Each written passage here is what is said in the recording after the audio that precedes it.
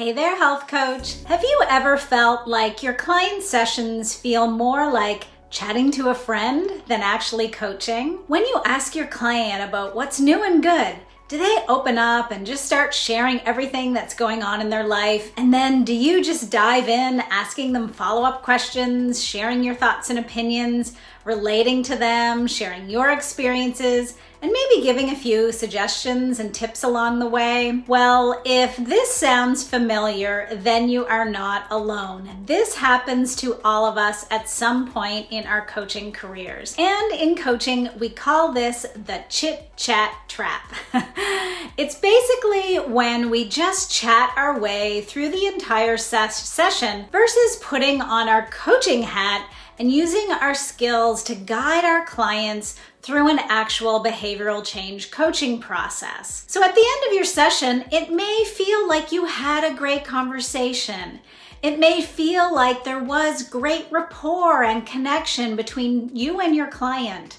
But did you actually move your client forward toward their goals?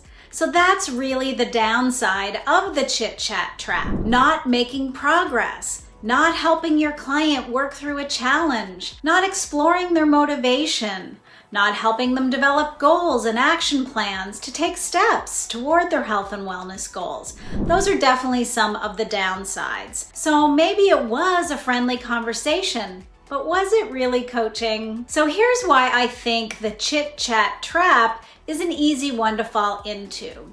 So many new coaches start practicing with friends and family, and that may be you.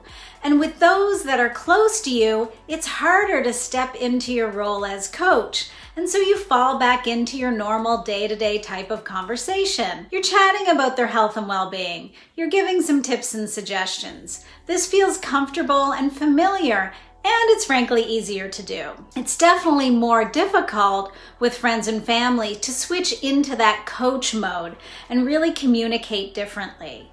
It's awkward and maybe a little uncomfortable to show up in a new way using those different skills. It takes more effort and thought to use your reflections, to ask high mileage questions, to explore motivation and set goals. So instead of pushing past our comfort zones into that coach approach, we slip back into that familiar territory of chit-chat. So there are lots of tips and suggestions and things that we can do to avoid the chit-chat trap, but today I want to share with you my number one tip to avoid the chit-chat trap and have effective and productive coaching sessions. And so my tip is to set an agenda and focus for the coaching session.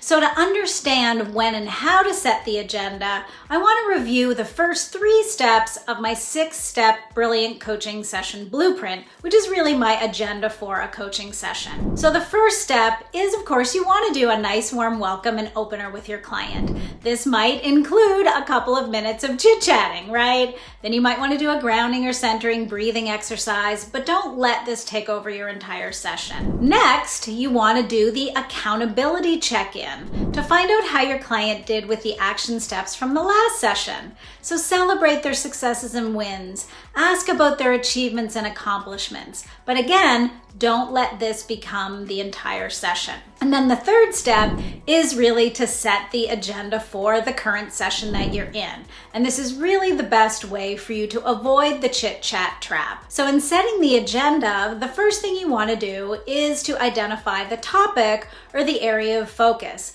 by asking your client something like, what would you like coaching on today? What would you like to focus on today? What would be most valuable for you to work on today? So they might come back and say something like they want to talk about stress or nutrition, movement, sleep, any of those familiar health and wellness topics.